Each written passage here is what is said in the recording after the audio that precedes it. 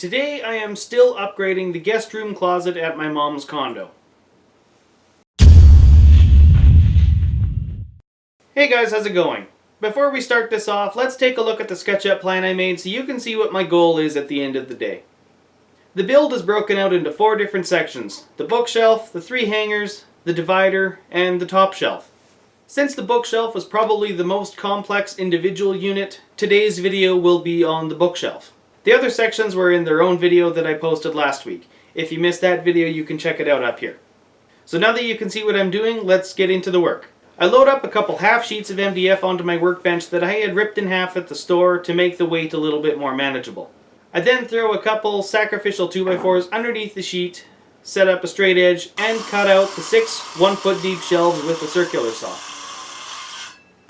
Then I jump over to the table saw and rip another half sheet of MDF down the middle, and just to make sure both pieces are the identical width, around 12 1/4 inches wide, I run the other piece through as well. Then, using my circular saw and a speed square to make sure that the cut is straight and square, they are cut to length at about 7 feet long. Then I jump over to the miter saw and cut the shelving to 20-inch length. With all of the pieces cut to size, I start drawing all over them to keep track of where they are going. It's all going to be painted, so I'm not worried. Once I have my top, middle, and bottom fixed shelf locations figured out, I screw them into one shelf side using the opposite side as the offset on the front of the bookshelf to allow for the front trim piece to be installed later. Then I flip the unit up and screw on the other side. Now that the unit is mostly assembled, I break out my shelf pin jig and drill out the shelf pin holes. The next time I do this, I'll have to make sure I take the trim into account. Luckily this time it wasn't an issue, but I should have made sure the jig was set for another inch or so toward the back rather than where I had drilled them. Then I clear off my workbench since I need my table saw and outfeed support cleared out, and cut down some scrap MDF to 1.5 inch thick strips to be installed as the trim of the shelves, which I then cut to length at the miter saw and installed to the shelving with screws.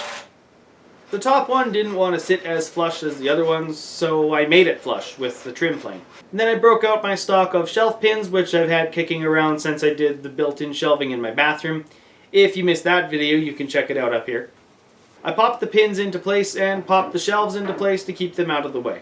The last step before calling the bookshelf done is to cut a couple scrap pieces to 6-inch width at the table saw and 20-inch length at the miter saw, and screw them into the bookshelf underneath the top and middle shelves. These will be the cleats so I can screw the bookshelf into the wall. And with that, the bookshelf is done. And once I have the rest of the sections built, I load it all up into the truck and head over to the condo. Now we'll jump ahead a little bit, as the bookshelf was the last big piece to be installed in the closet. Oh, I see. And so the edge piece goes. Since I always get a little bit distracted when I'm working with my family in the room, I stopped recording and forgot to restart. But basically, you just missed me moving the bookshelf in and out of the corner and using my oscillating saw to cut out the baseboards to fit the bookshelf in the right corner of the closet. Then, using a small stack of rare earth magnets to find the screws holding the drywall to the studs, I can then mark out the studs and screw the bookshelf into the wall to secure it in place. Then the last step was to pop the adjustable shelving back into place, and the bookshelf portion is done. Like I mentioned earlier, if you missed last week's video, you can check that out up here. That's where I built and installed the rest of the organizer and go over the rest of the build. So, hopefully, I see you guys all over there fairly quickly. Thank you all for watching, and if you like what I'm doing here, give this video a thumbs up and subscribe for more. If you have any questions or comments, I look forward to reading them in the comment section below. And if you want to see more up-to-date projects, you can follow me on Instagram at Schreiner.